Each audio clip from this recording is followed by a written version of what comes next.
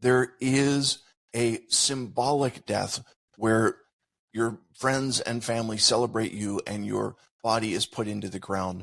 And then there is your memorial death, which is the last time that your name is spoken on earth. Okay.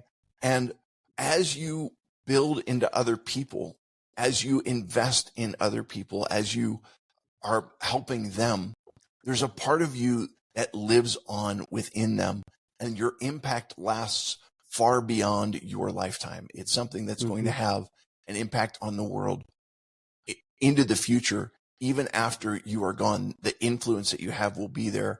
And that to me it's kind of something to build into, to say, I want to make the world around me better. I want to improve the lives of the people around me, and not just in the, give them a fish, but in the teach them to fish and, build them up and make, basically to serve other people.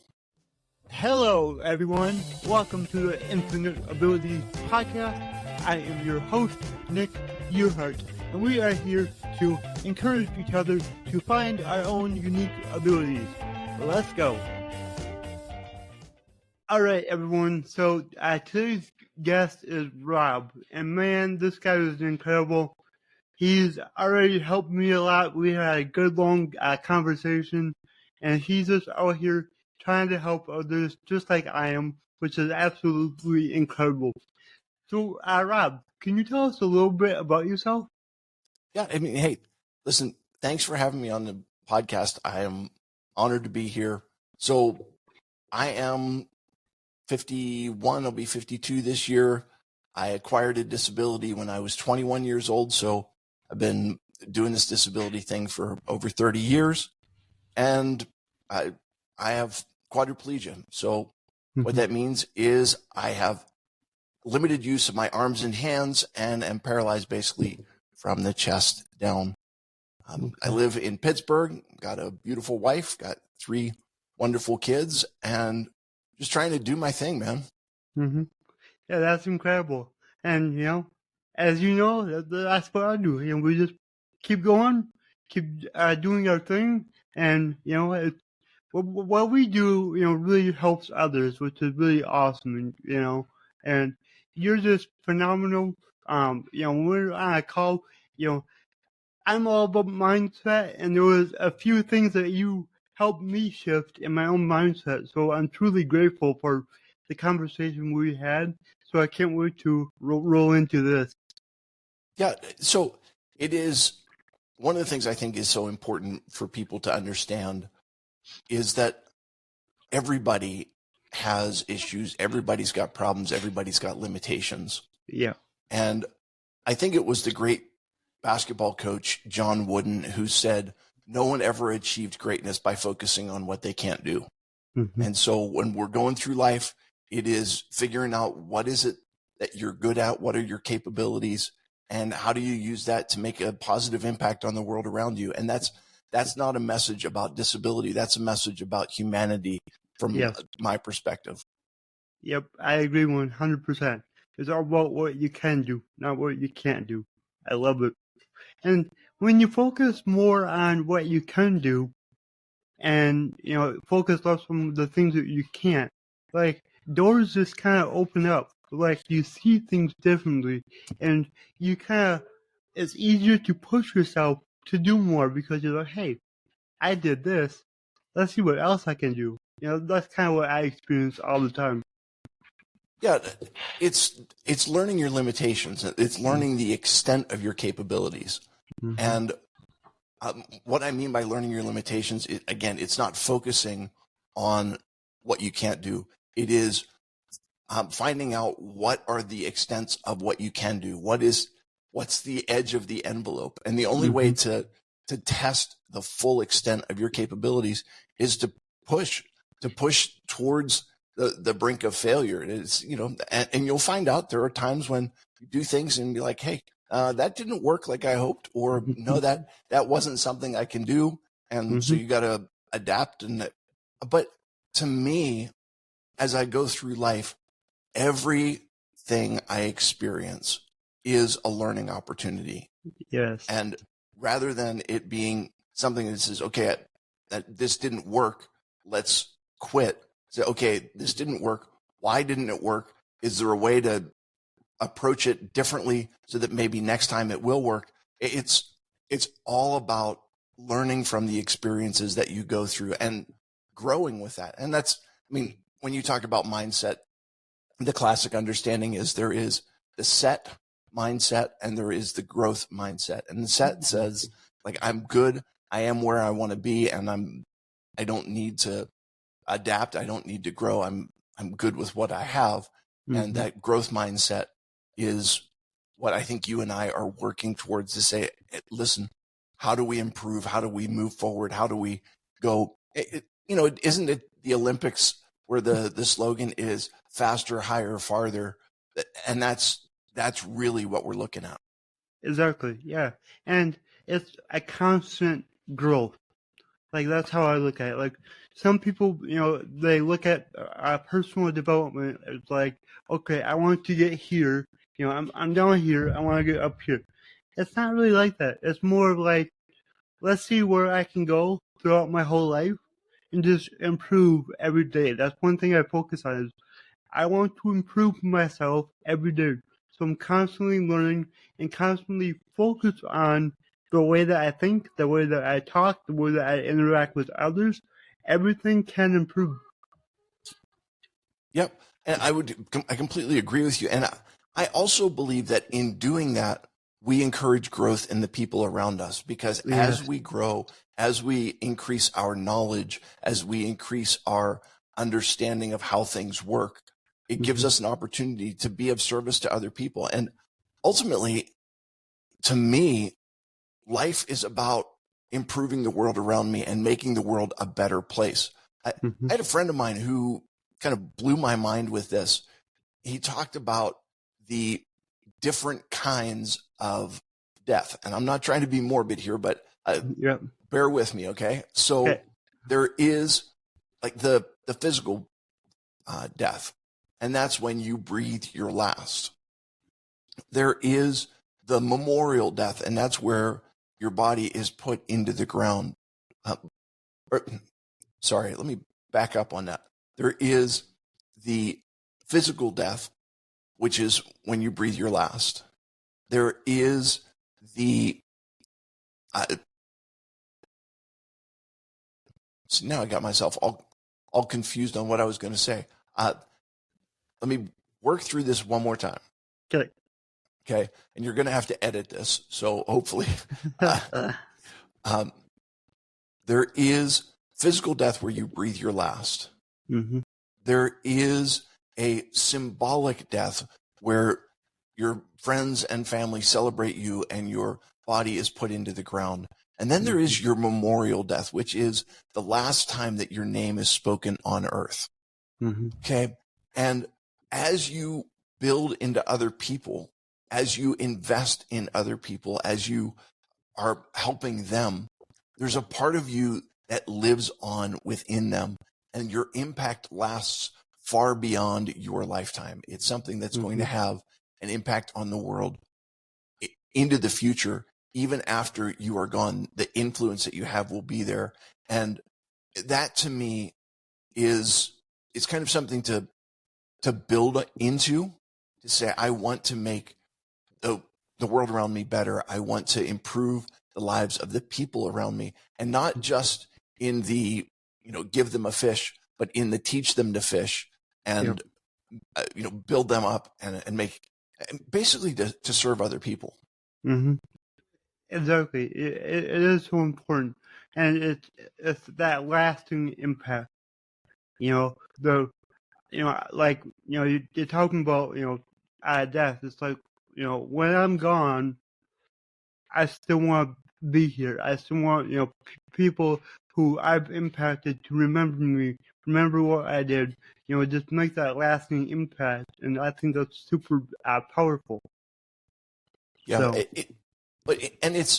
That shows up in a lot of different ways. So for me, some of that shows up in advocacy, where I am working to make an impact for the disability community. And I'm honored to be able to be part of a couple state state associations and councils that are helping people with disabilities, and able to be involved in some national level advocacy, in some local advocacy, all of those things, just to try and make things better for people with disabilities. But I also believe that as we make changes for people with disabilities, that it's going to have an impact on society at large. And we should be looking bigger picture than just ourselves. It should be that we're looking to make, that for me, I live in Pennsylvania, and I'm looking to make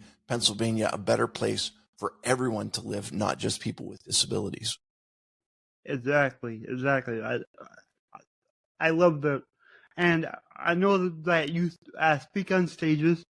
So would you want to tell us more about that? What you like to cover, how you like to help people every time you get on a stage? Sure. So let me kind of back things up, Okay. and I'll give you the story on how I started speaking, and then we can kind of roll from there. That'd be awesome. So I grew up, my dad was a pastor, and so I grew up in a church where I had an opportunity to speak every now and then and talk to kids, different things.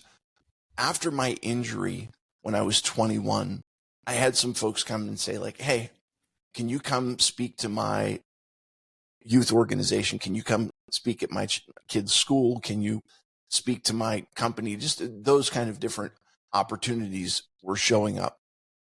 And I basically went and told the story of my injury and told a couple of things about what I had learned, and people loved it.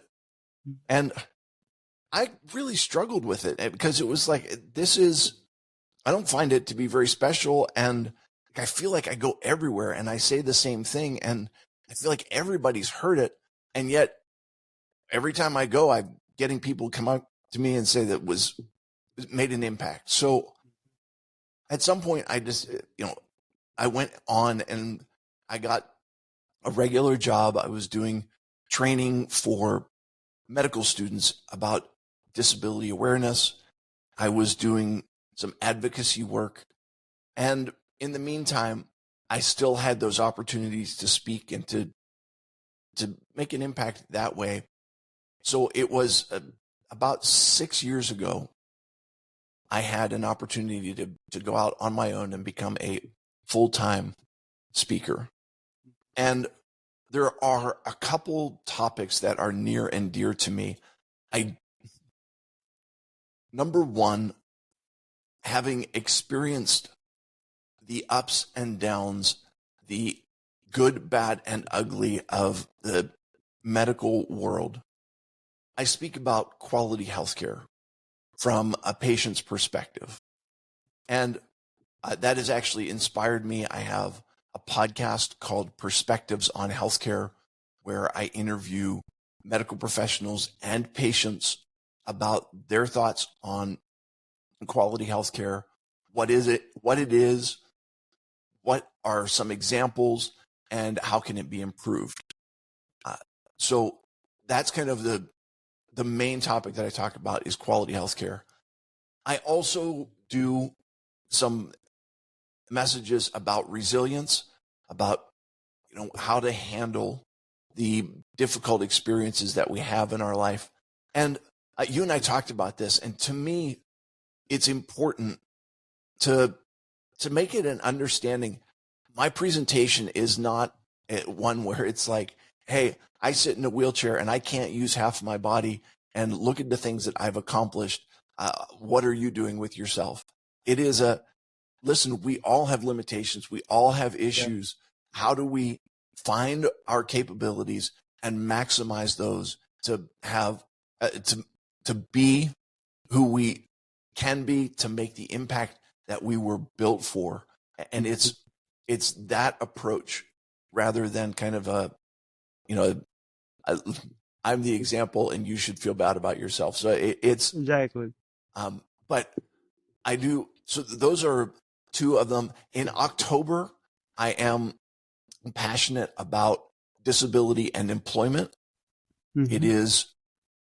It's difficult for me when you look at the statistics surrounding disability and employment. And the reason I say October is passionate about it. October is Disability Employment Awareness Month. Yep.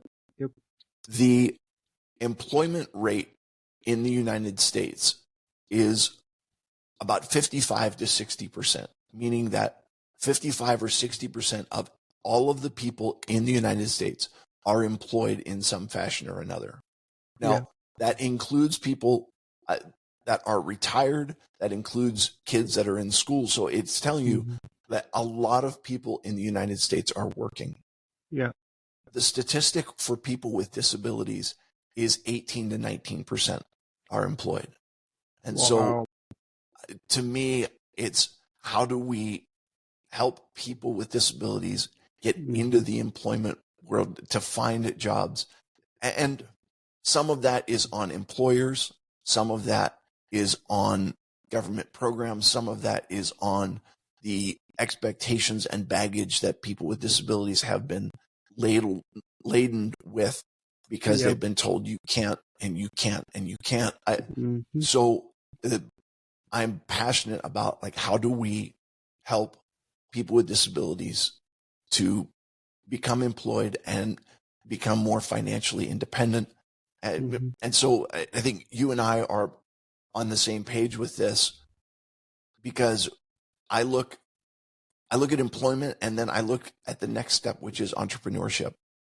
And building a business where my earning potential grows exponentially because it is my business and I'm the one who is, in charge of finding the business, in charge of what I am offering as far as services, what I'm charging, all of those things. And sadly, many of the people with disabilities who are employed are in a nonprofit world where there are real constraints on earning potential. So to me, I'm all about entrepreneurship for people with disabilities, but that's something I could go on and on about. So that, to answer your question, the three main topics I cover: quality healthcare as it relates to medical professionals, resilience as it relates to all of us, and then disability and employment as it relates to employers, as it relates to government programs, and as it relates to individuals with disabilities.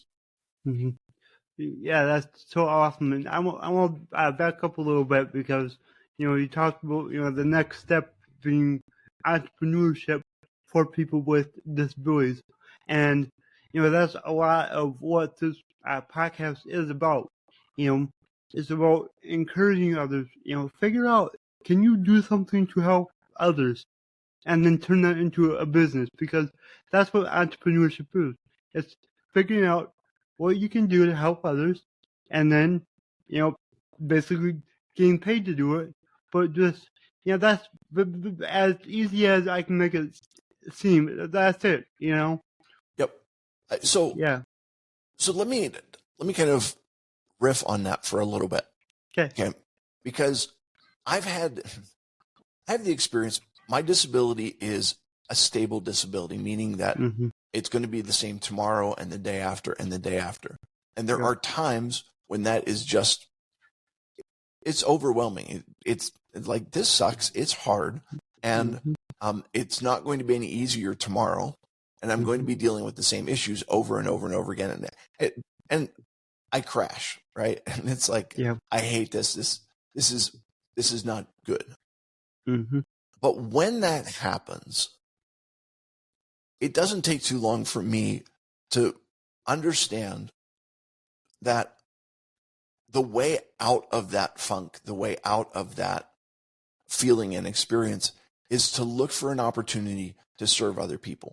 Exactly. And in serving others, it gives us purpose, it gives us value, it gives us strength. And in doing that, that's kind of fits right in with the model that you're talking about. What is it that you can do to be helpful to others. And Yeah. I think the key to what you said is, how do I get paid for it?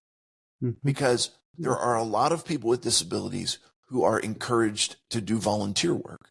And I understand that as it relates to, if you're on Social Security disability, you have limited earning potential and all of those things. But let's talk about what the opportunities are to actually get some financial compensation for it. And it is,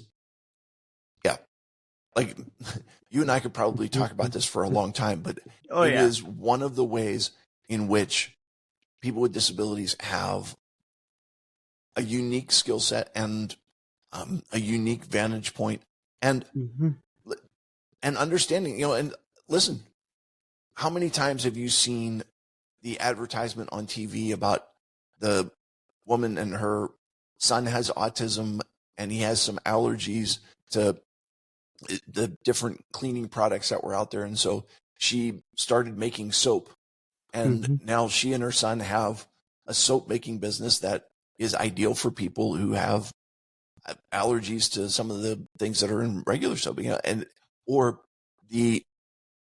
there's a dad and a son who started a sock business for that, or specifically for individuals that have some issues with their legs and feet. And like, you're seeing opportunities, you're seeing solutions to those opportunities, and you're seeing a way that it's not just that you have talent that you can give, but that talent has a price tag on it and is being appreciated financially, not just with a pat on the back or a thank you.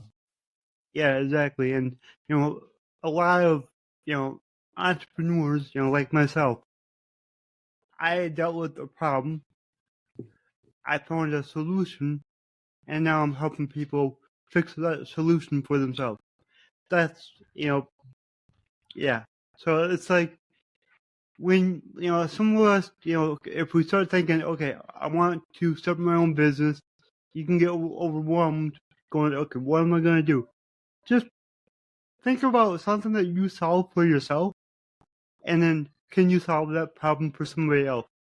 And, enjoy doing it. That's like the bonus if you actually enjoy it, which sometimes you don't enjoy it right away, but then if you just do it, just stick to it, you will start to enjoy it. Yeah. So let me just give you a couple things on that. Number one, if you're wondering what you're good at and you're just not sure, I would say ask 5 of your friends or family members and say, hey, what is it that I'm good at? And they will tell you. The second thing is, you've got to make a decision about whether or not what you're going to do is going to be enjoyable. And I will use my daughter as an example. She is an amazing baker. She makes cookies, cupcakes, cakes, and they're not just incredible looking creations. They are amazing. They're tasty. They're wonderful. And I'm like, you could make a killing if you just started your own baking business. And so I tried to encourage her with that. And she doesn't want to do it because she says, this is what I do for fun. And if you take what I do for fun and you make it a business, then it's not fun anymore. And I don't enjoy it anymore. And so you've got to have, there's the counterbalance on both sides. There is. If it's something that you enjoy doing and it becomes a business and now you don't enjoy doing it, that's going to be difficult. But the other side of it is, if you're wondering what you've got to offer, ask those around you and they will happily tell you what your strengths are and what you bring to the table, and really help you to kind of get an idea of where you can go with your business. Yeah, I love that you said that, because, at the start of my entrepreneurial journey, I was trying to figure out exactly what I wanted to do. And my coach brought that up. She was like, ask your family, your friends, what you're good at, how they helped you, all that. So I sent a mass text out to like 50 people and I just said, okay, here's what I need, just let me know. And everybody responded, and I realized a lot about myself that I didn't really know. Just because it's hard for you to see exactly like yourself or you do, how you help people sometimes, because like you may not think that you're helping people, but you actually are. So yeah, it's really good to reach out to the people that you're around and ask, what am I good at? Yeah. So I'll tell you a funny story. Okay. At least it's funny to me. And that is when I was speaking, when I started speaking, Mm-hmm. I was trying to avoid using the word inspirational because I don't find myself to be particularly inspirational. Mm-hmm. I think that what I do is what anybody would do given my situation, right? Mm-hmm. I'm looking for independence. I'm looking for, self-actualization. I mean, all of those things that I'm pursuing. Yeah. And so I didn't feel right marketing myself as being inspirational because Mm-hmm. my message isn't like, hey, look at me and you should be more like me. No. But after doing a number of presentations and looking at the feedback that I was getting from the audiences, Mm-hmm. the audience feedback was, it's inspirational. He's inspirational. Yep. And so based on what the audience was getting out of it, Mm-hmm. it wasn't my intent, but it was what they got. So that now becomes part of my marketing to say, Yep. It's an inspirational message about resilience or an inspirational message about healthcare. The words come in based on the feedback that you're getting.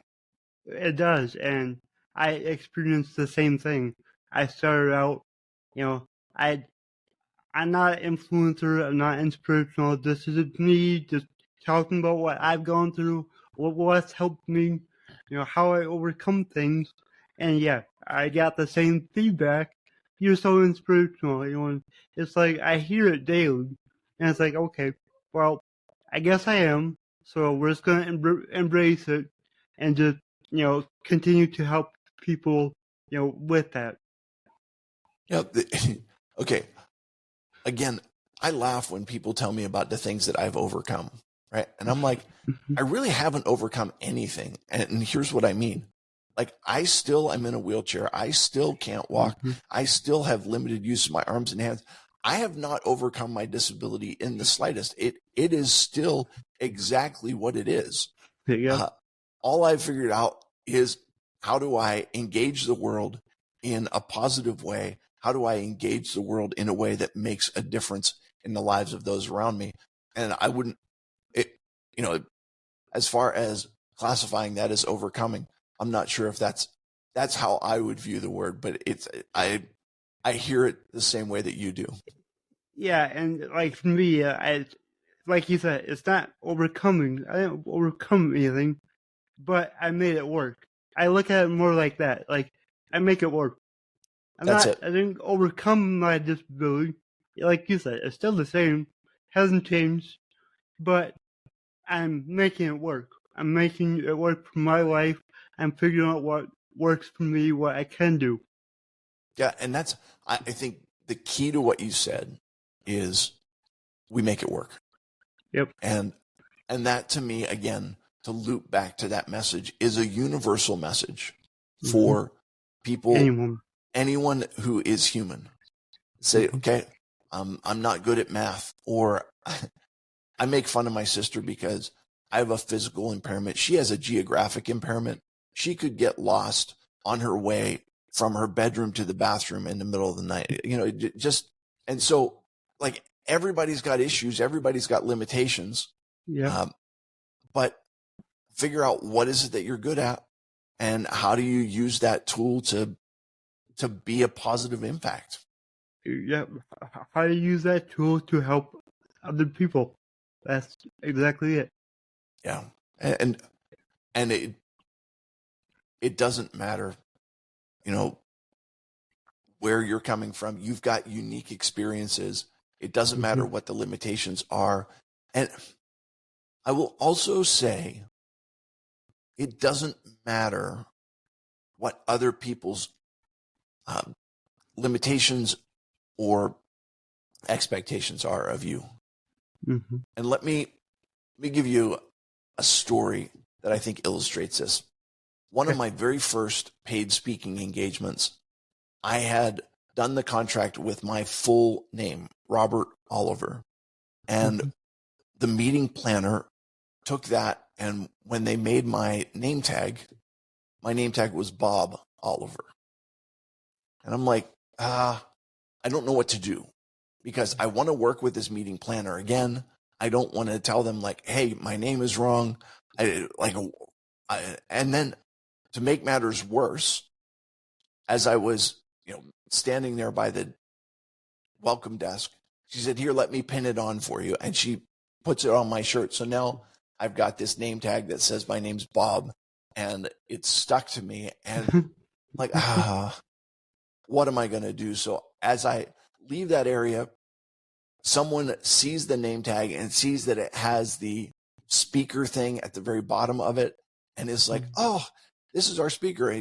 And your name's Bob. And then he hollers to his friend like, hey, come over here. I want you to meet Bob. He's our speaker today. I'm like,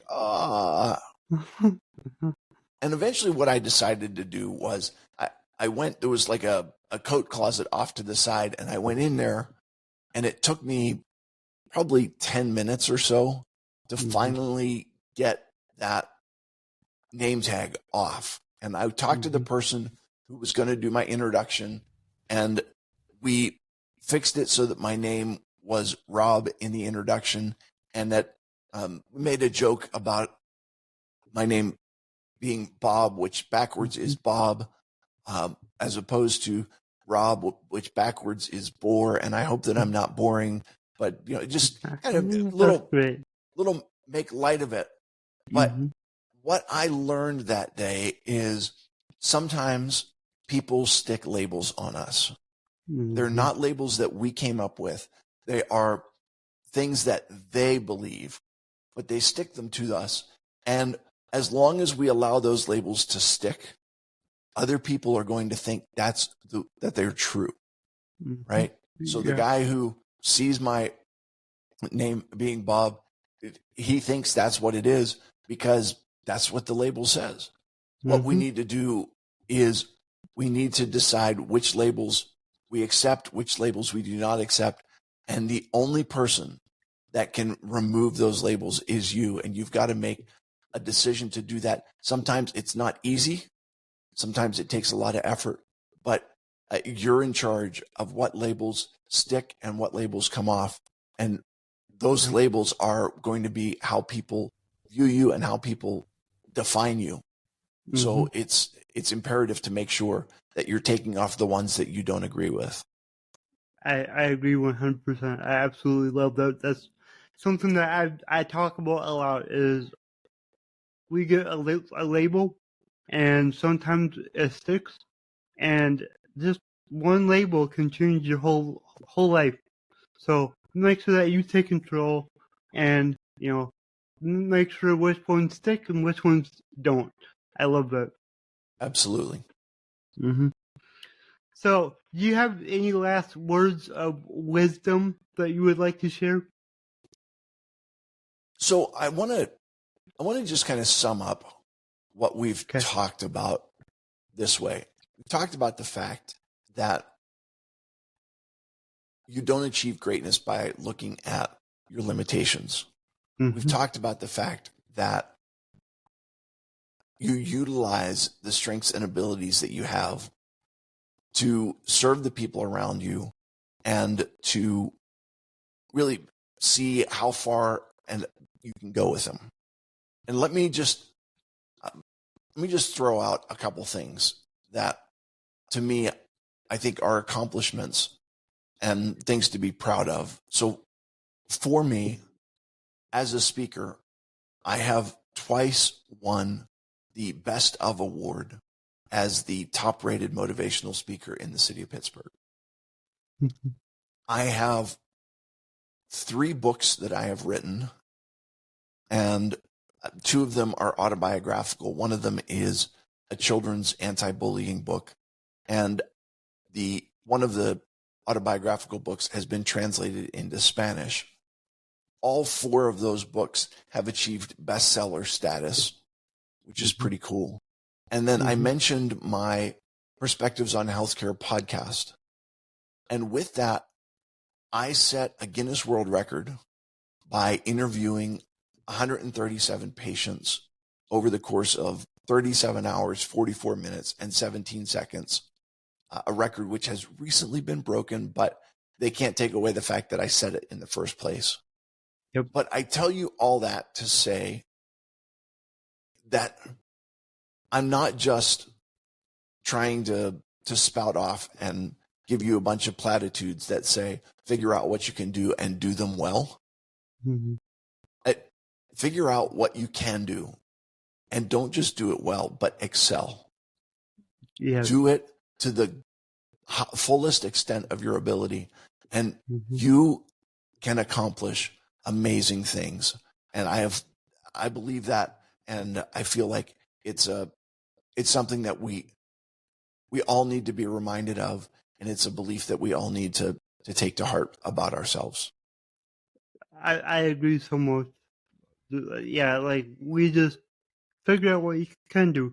And, that's going to roll nicely into my next question, which is, my slogan is, your abilities are infinite. So what does that mean to you?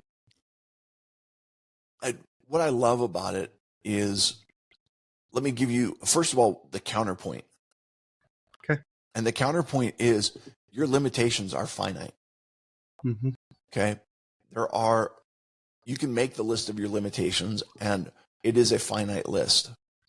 When it talks about your abilities being infinite, it is the ways in which you work around the limitations, the ways in which you utilize your strengths and abilities are, like you say, they are unlimited. There is no end to how you approach your abilities. I'll tell you a story. Okay. When I was in rehab, I spent 6 months in rehab immediately following my injury. And my occupational therapist asked me, so what do you want to do? And I was like, well, you know what the level of my injury is. You know what I'm capable of. You tell me what goals you would set, and I'll work really hard to achieve those. And she said, no, this is you. This is your life. You tell me what you want to do, and I will work with you to accomplish those goals. You may not do it like you used to do it. You may not do it like everybody else does it. And it may take a lot of creativity and perseverance to get it done. But whatever it is that you set your mind to, you will be able to accomplish. And I think that really ties in with what you're talking about. It takes perseverance. It takes creativity. But if you're willing to invest the time and the energy to pursue those abilities and to strengthen those abilities, the sky's the limit, so to speak. It really is a beautiful story, and you hit that spot on. I love it. So, can you list off the names of all your books so then people know what to look for, and then also your social media or anywhere else you would like people to find you? Sure. So I'm on most social media at Your Keynoter, and I've got, the books are Still Walking is my original autobiography. A friend of mine said, this is really positive, but do you just have everything work out for you in the end? I'm like, no. So I wrote a sequel, which is called Still Falling. And that one is a reminder that even if you have a positive outlook and are out there in the world doing things, you're still going to tip your wheelchair over in the middle of the street. And that one is 20 life lessons from 20 stories. And very, very cool. The kids' anti-bullying book is called Who, Me, Yeah, You. And then the easiest way to find me is yourkeynotespeaker.com. Again, it's yourkeynotespeaker.com. And there are links on there to the podcast and about what I speak about, and contact me. I'd just love to hear from any of your listeners that are, have learned something today. That's awesome. And I'll put all the links to everything down in the show notes so everybody can find you. Fantastic. Thanks, Nick.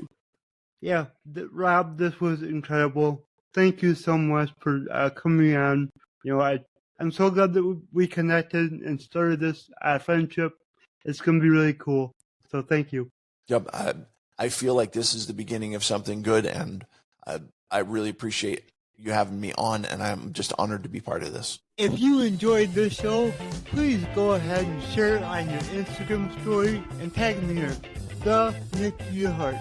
Also, go ahead and share it anywhere else that you see fit, because the only way that I can grow this is by you guys sharing it. I don't sell anything on here. I don't have any sponsors, so let's just get it out there by word of mouth and help more people. Alright, everyone, remember, your abilities are infinite.